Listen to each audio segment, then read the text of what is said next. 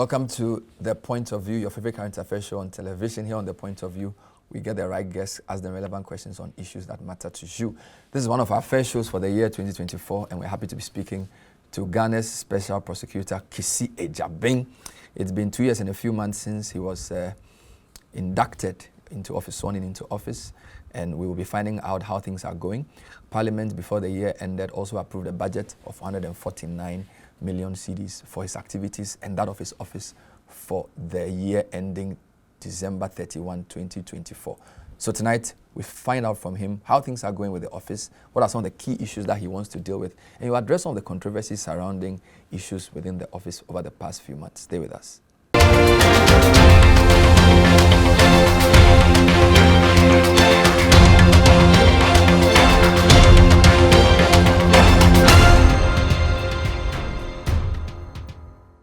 So welcome back. Tonight we're speaking to Kissi Agyebeng, Ghana's Special Prosecutor. Thanks for joining us. Good evening.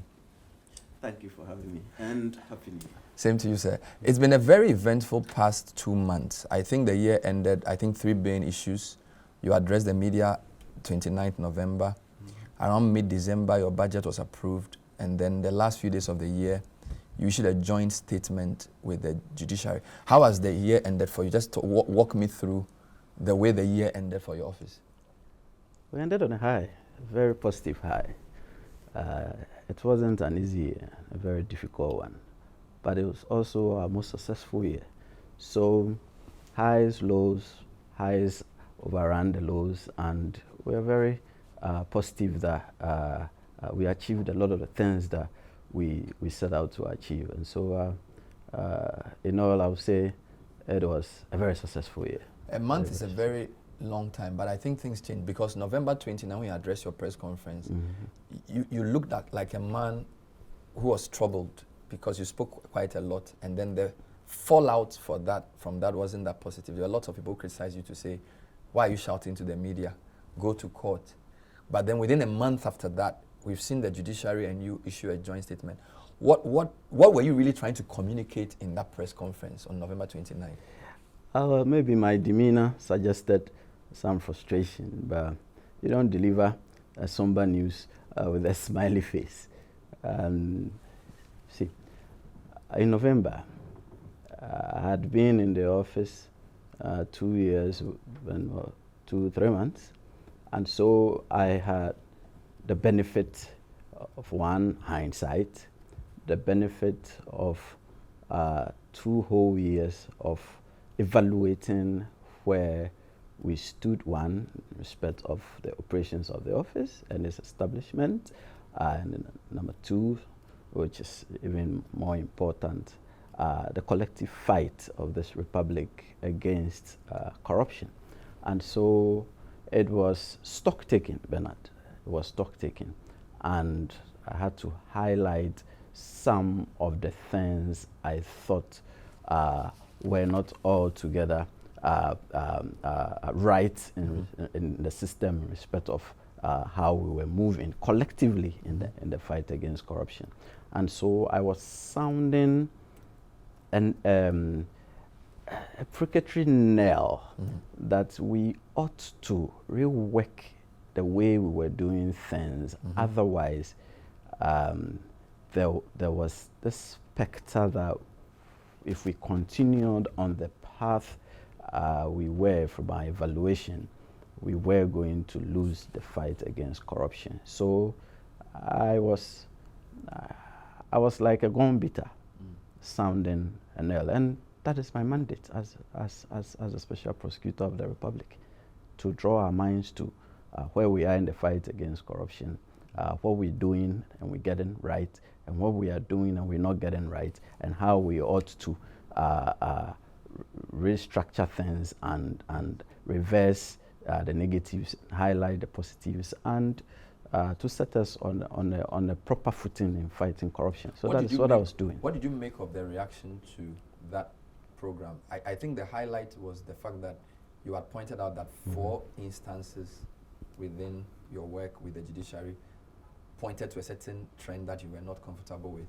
Quite a number of people didn't agree with you. Prominent members of the bar came out to speak. I think I had Aiko to speak as well. The JUSAG also came out to speak. And there wasn't a lot of sympathy for you on those points. What did you make of those reactions? I wasn't looking for sympathy. If you go back to what I was saying, and you look at it dispassionately, without the frenzy of why is he attacking the judiciary, that was how those who were responding to me negatively took it. But I wasn't attacking the judiciary. What I was doing is pointing out things that in our evaluation we thought were not going right, and so I used 4 instances in respect of what was going on. Now our fear was that it appeared to us that the trend was gearing towards the handing of in effect immunity to people in respect of the effect of those decisions. Now, never mind about whether we appeal or not.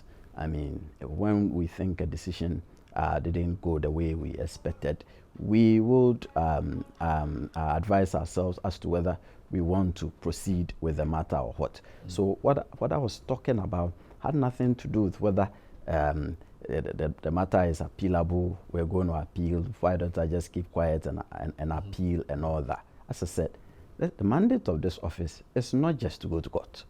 You see, we also have to remind ourselves, and that's the mandate of, it's also the mandate of this office, as to whether the trend we are on will lead us on, as I said, a strong footing in fighting corruption. Now, those decisions, it seemed to us, were pointing to an unhappy result in terms of, for instance, if you injunct an investigation, by the time the injunction is lifted and we continue with the investigation, now the subject matter of what we're investigating would have been dissipated. So even if we appeal today and the decision is given tomorrow, between today and tomorrow, a smart suspect or person of interest would have dissipated or gotten rid of the subject matter in respect of what we're doing. So if you just say, oh, we should just keep quiet and appeal, that is there. We can appeal. But mind you, we are losing something very fundamental, something crucial, the subject matter of what we are investigating. Now, if you say you are injuncting an arrest, we declare the person a fugitive from justice, and you don't revert to us, and you say a person shouldn't be arrested for a certain number of days. We're on the ground. We are the operational men. There's a high likelihood that the person will take flight, and by the time the injunction is lifted, the arrest, it will be perhaps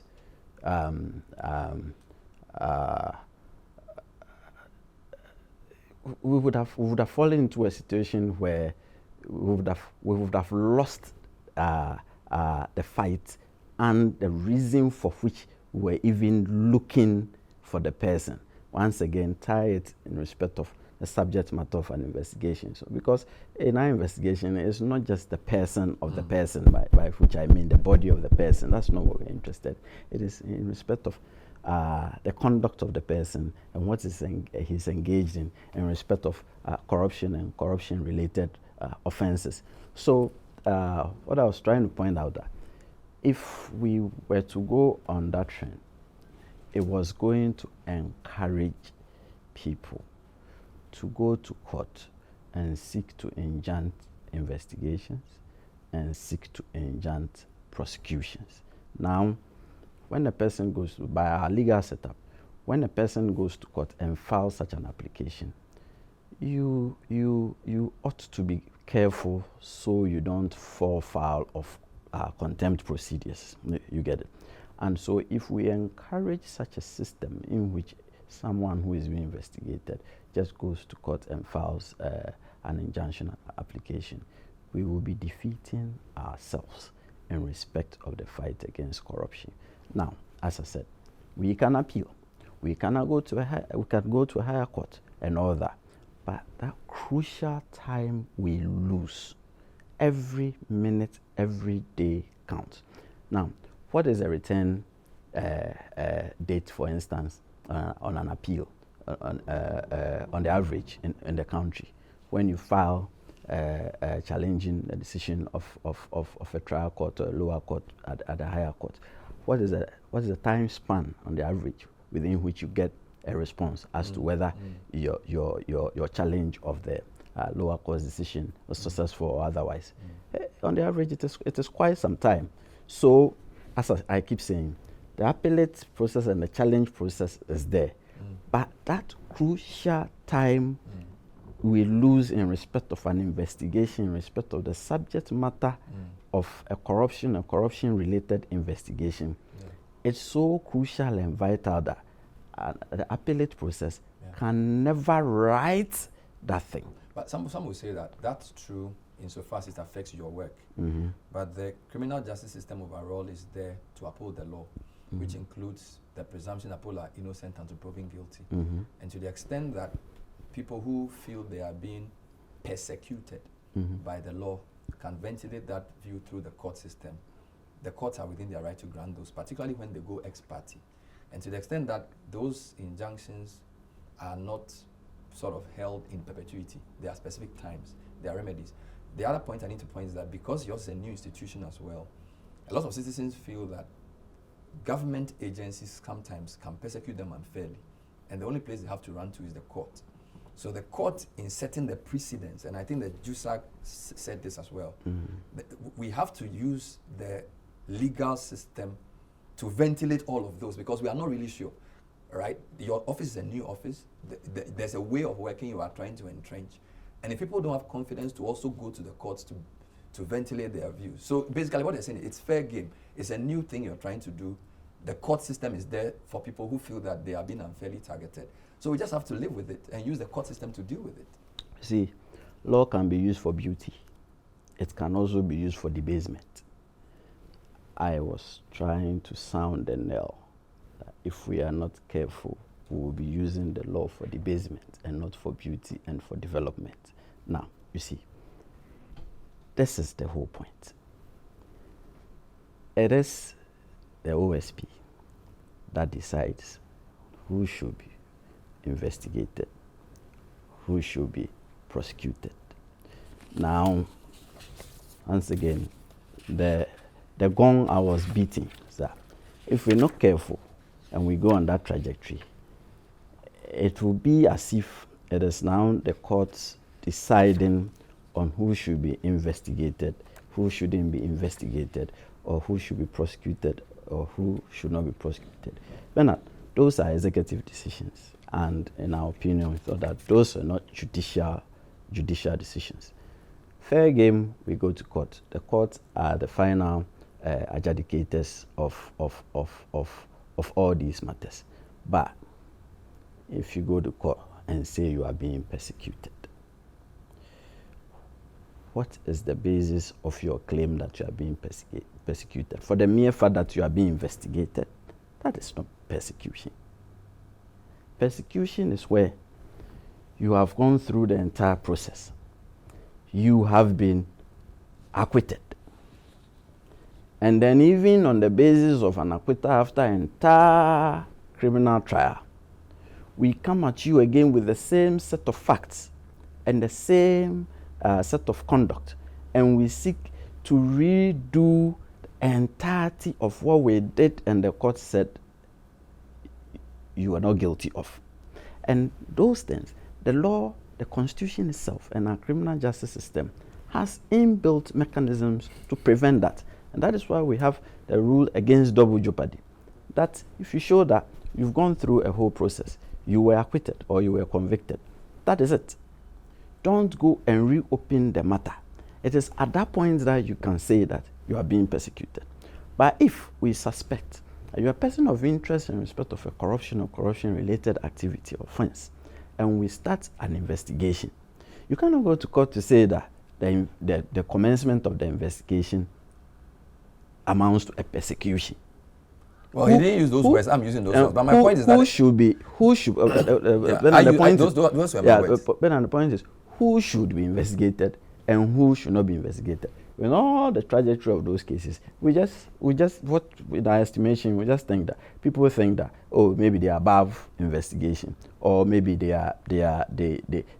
cannot be investigated by the OSP. But you see, to be exempted from investigation, to be exempted from the criminal process, the law must specifically make provision for your exemption.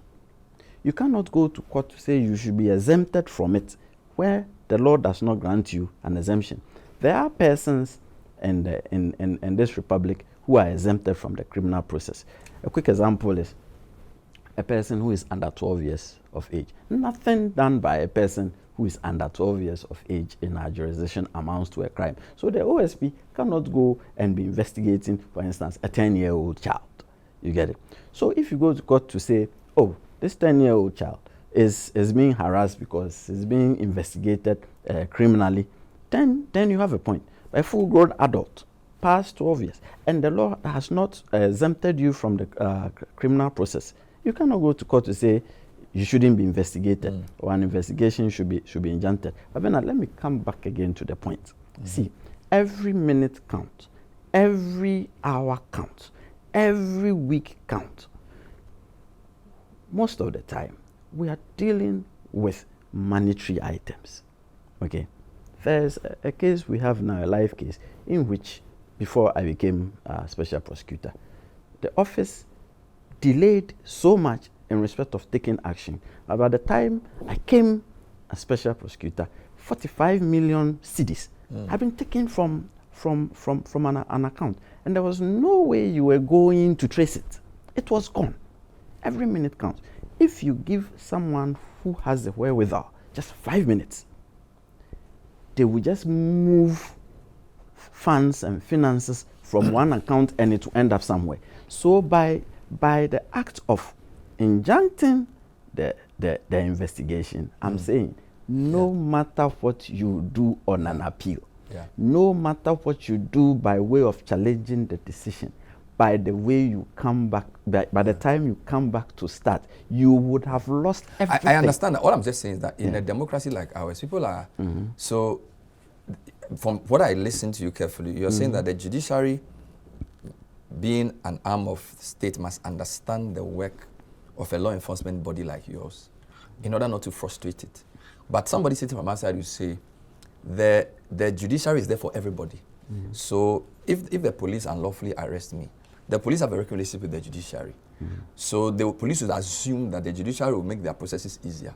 But as a citizen of the state, I expect the judiciary to defend me if I feel I'm being wrongly targeted by the police. So my point is that the judiciary exists for all of us, not just to facilitate the work of law enforcement, but also to defend the rights of the innocent. And we have to leave posterity and their interpretations of the law to determine whether the judiciary is right or wrong. So that's point one. Second point, some would say 4 key cases in a span of a year is still very small. 2 years. 2 years. It's still very small. 2 years.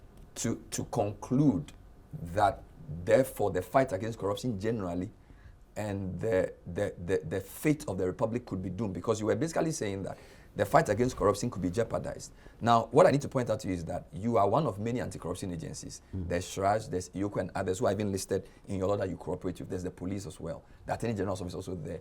So is it not a bit rich for you to say 4 cases in 2 years gone wrong, therefore the overall fight against corruption? Are you not being, what's the word to use? Is it not a stretch to say that? I wish I could agree with you on it being a stretch. If I just walked into the office and after a month or so, I came out to say what I was saying, then you will say, oh, take your time.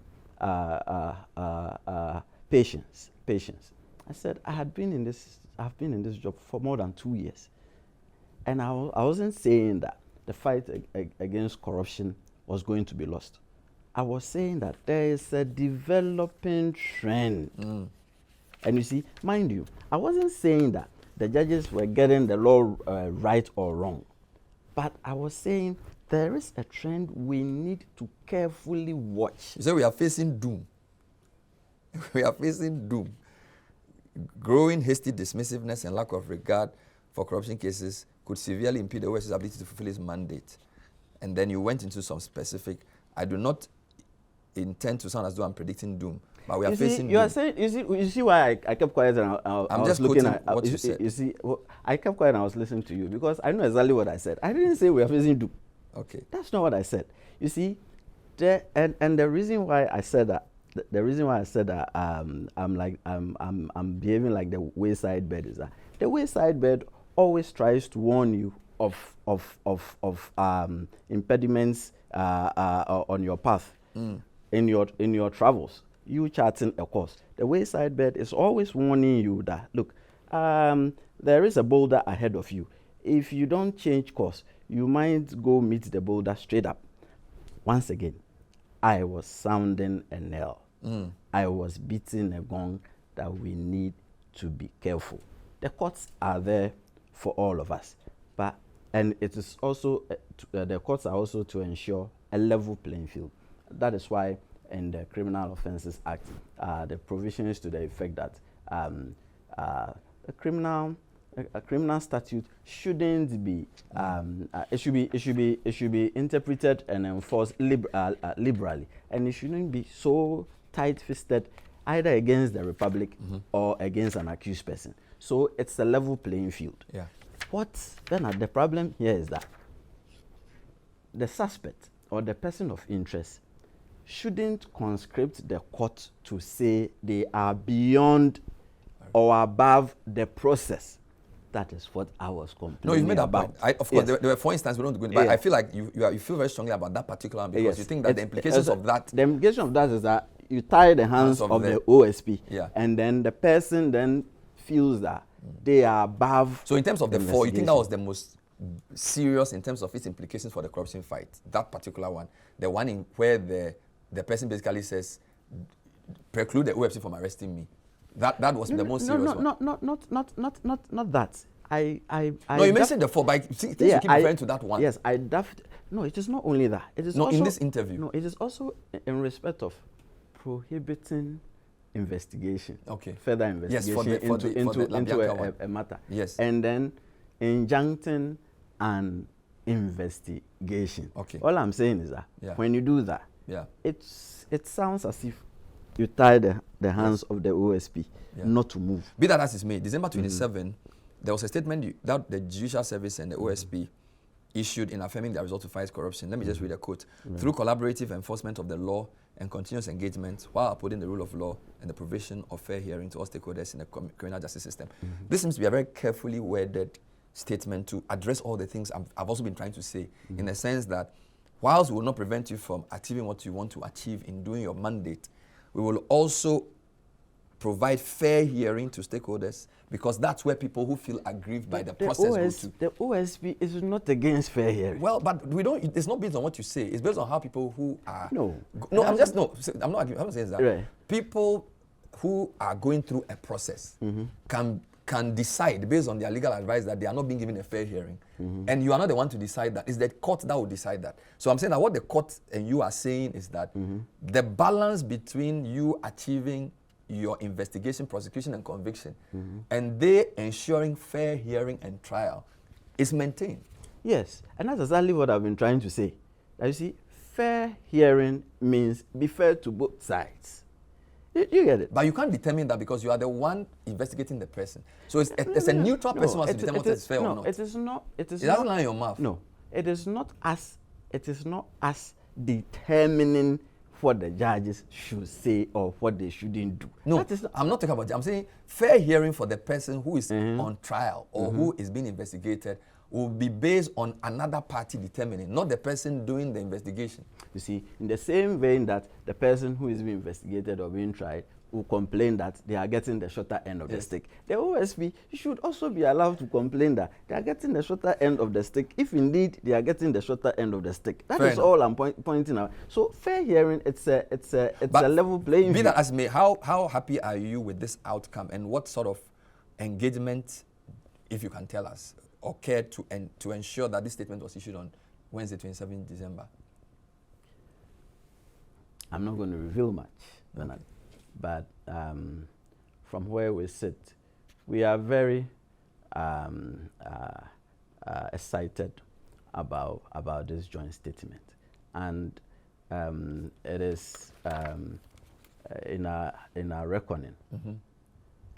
There's a powerful signal out there to anyone who is minded to engage in corruption that the courts are alert, the courts are ready to do justice, and the courts are not going to coddle or allow anyone to engage in impunity when it comes to corruption and corruption-related activities. But then also pointing out that the OSP is the flagship agency. You mentioned other agencies. We work together with them, but you should always have in mind that the OSP is the flagship agency of fighting corruption. We'll come back to that and more. You see? Oh, I haven't finished the point. No, we'll take a short break. Time is up. This is a point of view. We're talking to the Special Prosecutor, Kissi Agyebeng, who is giving us a sense of where the mind of the institution is in relation to their mandate in investigating corruption. We'll also find out how happy he is about the budget they've been allocated, how the office itself is evolving, and what will be success for the office. All of this and more when we come back in one of our first interviews for 2024. Stay with us.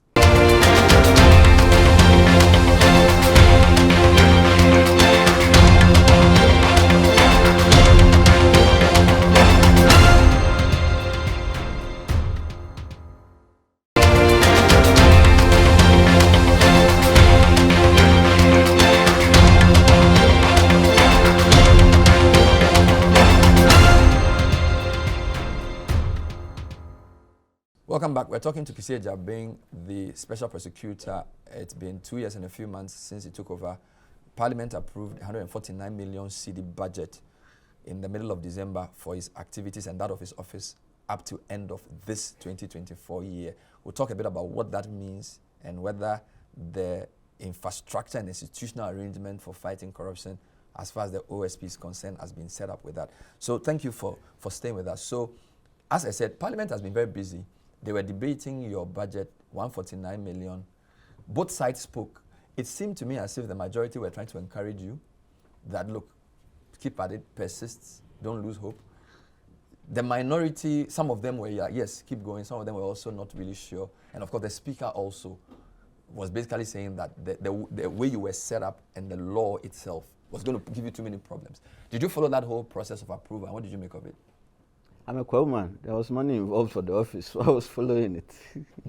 And are you happy with the 149 million? Oh, not in the least. But it's an improvement. So we will take it, and we'll still keep establishing the office and continuing with our operations. Usually a large chunk of that goes into salaries. Yes. So I'm glad you brought I just want to understand how this works. When an anti-corruption agency is giving like 149 million and probably 60% goes into salaries, so what does that mean in terms of then your operations? So you are left with a small part for goods and services, capex, and your operations. So when you see 149 million, you think, oh, that's a large amount of money. Number one, mind you, it's just an allocation. It is not an actual disbursement. You have to make a case for it from it. But you rightly pointed out, a large part of it is just for compensation. That is in respect of salaries. And then the others flow. And that's why I'm saying that, well, not so happy with it, but it's an improvement. From the previous years. It's an improvement. And the resources being given to the office now, at least from the time I took over to now, there's been improvement. I must point out. Every improvement is to be welcomed, and that's laudable. But then there is still a lot left to be done. But mind you, we do not still have an establishment budget. It is a new office that required an establishment budget. As against a running budget for you? Yes. So aside that, mean the building, the equipment, everything should be in place. But as it stands now, we are using what we get year by year to also But that's, sorry, that's established. odd, because I thought the office was in existence 2 years before you came in. And I believe that, if I'm wrong, correct me, 2019 or so, your predecessor actually did not use all the money he was given. So how come there wasn't money to give you an establishment budget? If you don't use all the money you're giving, there may be several reasons. Maybe you were not pushing enough. Maybe you hadn't put in place the structures that require the disbursements to be made. It doesn't suggest that you were too resourced and you didn't want the money. And does the money go back to chest? Yes, it does. It doesn't remain in your account. It does. The one that has been disbursed. The one that has been disbursed, a lot of the times it's time bound, in respect of what you ought to use it for. And when you go to PPA2, there's also a time limit to what you can do and what you cannot do. So if you set it out and you're indolent about things and the time elapses, much of the time it goes back to the church. For instance, at the end of the year, you then have to do a transfer back into that government account. The point I'm making is, just because you didn't use some monies actually disbursed to you doesn't mean that you didn't need it. Maybe you were not ready. You were not ready to use it for one reason or Fair enough. or How has the your other. staff size increased in the past 2 years? From 0, we now stand at 249. Completely zero. Completely So zero. when you took See, over when in I August 2021, Yes. There was one person August on the 5, there was one person on the payroll, just one person on the payroll, and that was the Deputy Special Prosecutor. And now you are how many? Now, 249, excluding Wow. the Special Prosecutor and the Deputy Special Prosecutor. So from 5th 251. August 2021, as I was sworn in, till now, I met a zero-sum game, and now, if you take the Special Prosecutor and the Deputy Special Prosecutor out, we are 249 And now, do all these people strong. have offices? Do they have the tools? Do they have vehicles? Do they have, and are they just in Accra? Give me a sense of the resourcing of the institution. 95% of them are undergoing training. Oh, okay. Yeah, see, are performing very sensitive law enforcement and security functions. Bernard, mind you, a lot of people, let me bring this up. A lot of people think we're just a prosecutorial agency. We just prosecute, but we actually doing investigations. We are actually going in the ground performing operational activities. We are actually carrying out arrests. We are seizing properties. We are seizing currency. And as a whole gamut of us, we're a law enforcement agency first, a security agency, and then a prosecutorial agency. So repeat that. So you say you are both a law enforcement, a security agency, and then a prosecutorial agency. And then also we perform income generating functions. Just to be clear, do those not overlap into what the police do? And is it not supposed to be? Because from my reading of the law, the word I see a lot is investigate and prosecute. So functions of the office, investigate and prosecute, investigate and prosecute, investigate and prosecute. Although when I see mandate of the office, I also see things like direction and your autonomy and that type of thing. You're looking at just Act 959. That provides the framework. Okay. And if you go into the Office of the Special Prosecutor, Operations Regulations 2018 LI 2374, this is where you see operational mandates all stated there. Which you say includes law enforcement? It's not just includes law enforcement. The Office of the Special Prosecutor is a law enforcement agency. It has full police powers. It can arrest anyone. It has power to engage in searches. It has power to enter any premises or property. It has power to seize property. It has power to even seize businesses. And all of this suo motu or in collaboration with other agencies? You see, it is a new agency. And so you need the muscle power of the police and the military to engage in some of these operations. When maybe 10, 15, 20 years from now and the office is fully established, the office may not need, but the law even requires that we collaborate with other agencies, because there may be something that you want done that another agency is far more versed in it than you, so you need assistance. For instance, you might need a financial intelligence center to do something for you. You might need IOCO to do something for you. You might need SHRAJ to do something for you. You might need the police to do something for you. So the law requires all of us to collaborate. But the OSP is a law enforcement agency. It is a security agency. And so when it asks you to cooperate and coordinate with competent authorities and other relevant local and international agencies, is this directing you as to how to work on all cases? Or because I'm trying to look again just at the functions. So when it lists what you are supposed to do and asks you to cooperate, it listed some of these institutions. Are you saying that in some cases you can go alone if you believe you have the competence to do it, and in other cases you have to go with them because they have the competence to help you? If you can go alone, you believe you can go alone in respect of a matter, and you don't need to vex your other agencies. There's no reason why you should rely on their resources for that if you could. But history has taught us, especially from what happened in the U.S. in September 2001, that when law enforcement agencies do not collaborate and partner, you may be sitting on info that if you had told me, I would have acted in such a way as to prevent crime in the future. But if I have the info and I sit on it and I don't tell Yoko, or I don't tell the FIC or SHRAJ, or vice versa, we will be doing the country a disservice. Now back to the point I was making, why I touched on this. 95%, about 95% of the new staff are undergoing training. These are very, very sensitive functions that you do not just employ someone today and then put them out to handle very sensitive, for instance, surveillance or counter-surveillance matters or very sensitive investigations. Number one, you have to establish clearance levels, security clearance levels. You have to establish trust levels. You have to establish competency levels and all that, all in the general scheme of training.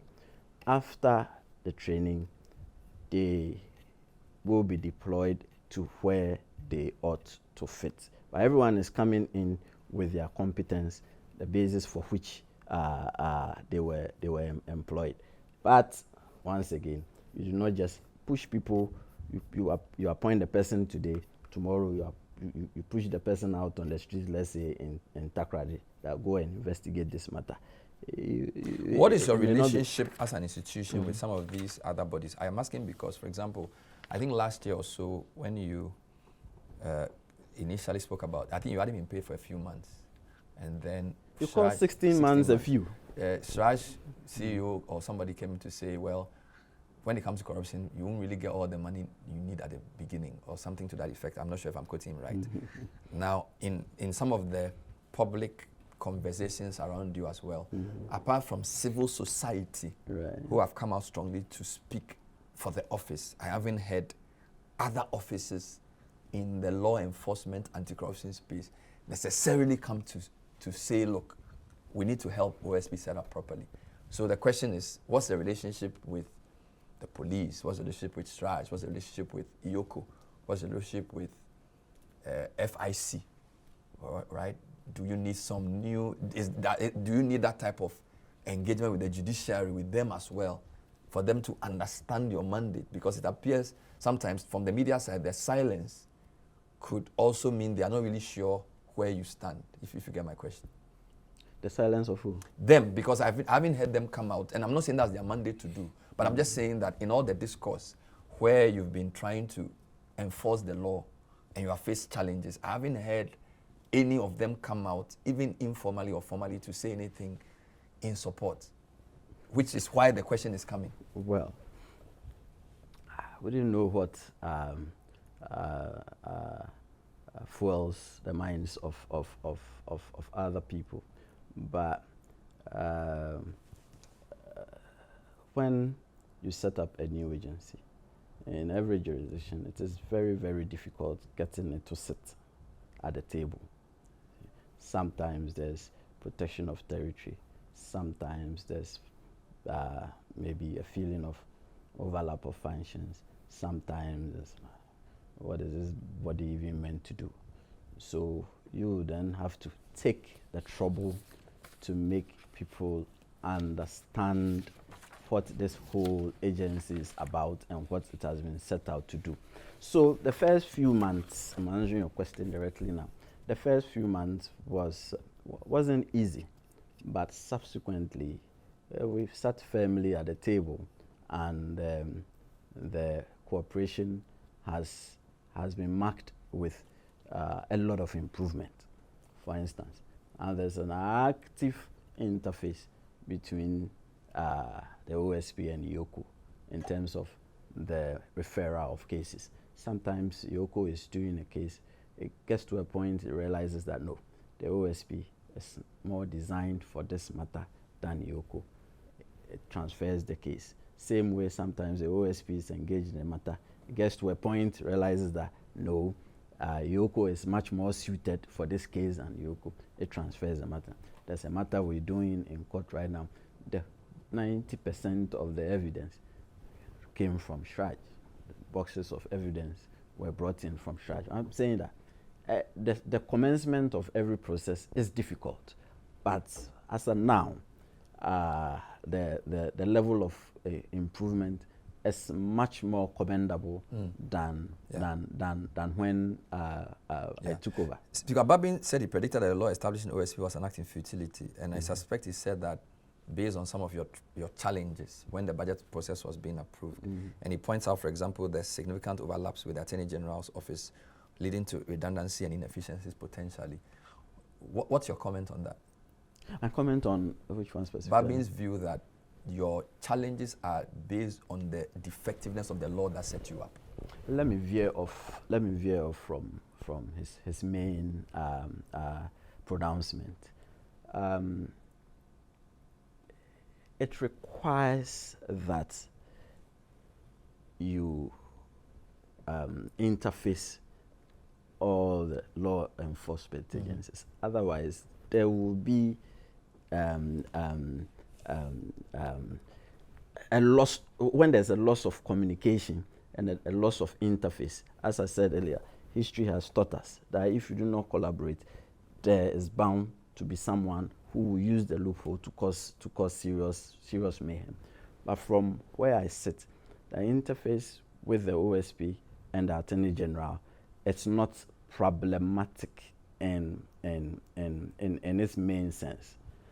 There's a reporting requirement where after the end of a case, the OSP is required within 3 months to inform the Attorney General as to the outcome of the case, whether it ended in an acquittal or a conviction. Now, that is the Minister of Justice. So the Minister of Justice needs to know the outcome of every case. But when it comes to initiation of investigations, when it comes to initiation of prosecutions and all that, that is the sole prerogative of the OSP. The independence of the OSP has been worked so intact. Can I make a reference? Maybe from what I'm seeing, when I come to 4 of your, again, the Governing Act 959, 4.1, except as otherwise provided in the Constitution, the office is not subject to the direction or control of any person or authority in the performance of the functions of the office. That's 1. 2, subject to Clause 4, which I just read, of Article 88 of the Constitution, Article 88, the office shall, for the purpose of this Act, be authorized by the Attorney General to initiate and conduct the prosecution of corruption and corruption-related offenses. Is that not the challenge that Babin is facing, is seeing that the authority is embedded in the powers of the AG? One day, we may want to rework and put the OSP into the Constitution. But before that, there's really no problem there. Article 88, verse the prosecutorial powers of the Republic in the Attorney General. But you know that the Attorney General cannot do all these things on its own. And that is why sometimes you have the ECG coming, and sometimes you have Senate doing some. Sometimes you have the police does a lot of it. So everyone who does prosecution in our Republic derives, it's a derivative power, derives that power from the source, which is the Attorney General. But for the OSP, this act has specifically taken that portion of corruption and corruption-related activities and said, for this purpose, the OSP has been reposed with this power. So although it is the Attorney General's power, the source, that derivation has been done specifically by law.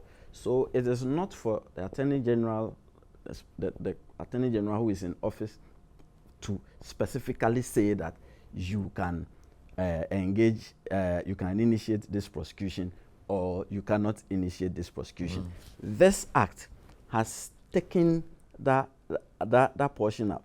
If you are biblical enough, it's like the creation story where it said God took the ribs of Adam and created the female. So that portion has been hacked out and given to the OSP. So the Attorney General cannot write to the OSP to say, prosecute this person or do not prosecute. So you're saying that the word person. initiate and conduct there is more a derivative and not an active daily. It's like basically saying they can't recommend that do this or that, or they can't direct you to do this. They can recommend that we should do this or that, but they can't direct that we should prosecute this person or not prosecute. So when I see the word authorized by the Attorney General to initiate, so it means that for the purposes of the OSP, the OSP has been authorized to do it. The Act has authorized the OSP. The Act has taken that portion of the yes. The Act has that's the effect. That is how the independence of the OSP has been secured.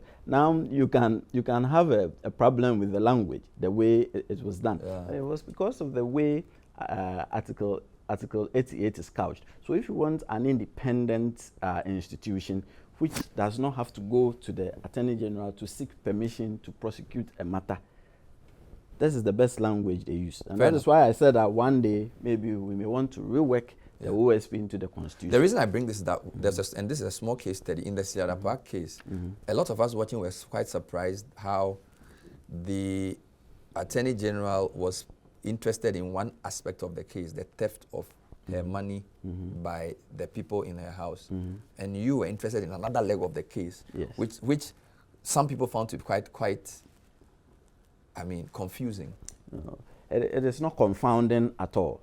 The Attorney General's interest there is in respect of someone goes to the police and reports that this huge sum of money has been taken from my house, but my house helps. That is a pure stealing matter if it is established that way. And from the OSP perspective, we look at what is the source of this money? Where is the money coming from that this huge sum of money is sitting in a public officer's house? Two different things. But one can influence the other. Because if the Attorney General decides to just let the police go on with the theft case, it's not the same as if they get involved directly in the case, which then, in terms of because there's some of the people who are involved may be having to attend to different court systems. So it may affect the way you do your work indirectly. See, it may also not. But that is why if you are the OSP and if you are the Attorney General, you do not create an island of yourself and not interface with other agencies. And that is not what we do here. We always try to interface with others. So on this matter, we approach the Attorney General, say, what is going on at the other end? We are also interested and we are following it. Incidentally, it was actually the court processes filed by the Attorney General in respect of the theft case that propelled this interview. That was the source, sorry, not the interview, the investigation. That was the source of the investigation, when we saw those court processes, then we became interested. So you see how the partnership and the collaboration goes, because we were interested as to who is complaining that someone had stolen. And so far, you don't think the two cases have run into any bottleneck in terms of one influencing the other? No, they may influence and see. Or hampering. I want to use the word hamper. That's the word I'm thinking of, not influence. Hamper. Yes. Because you want to proceed to look at the corruption and anti-corruption aspect, politically exposed person. They are interested in a theft matter in a house involving somebody who is a political person. So it's not the same. Would it not hamper your work? No, it doesn't hamper at all. On the contrary, it rather enhances the work. Because if you're tracing whether someone actually stole this amount of money, and the other end is also investigating the source of the money, we are all going towards a comprehensive solution of the matter. So we've been talking to Special Prosecutor Kissi Agyebeng. It's a two-part series. We're ending part one here. When we come back for part two, we'll be talking about other specific issues, looking forward into 2024 collaborations, and also what success will be like. He's been in office for 2 years and a few months. All of that will happen in part two. But thank you for watching part one of our conversation with Kissi Agyebeng, the Special Prosecutor. We'll see you next time. Bye-bye.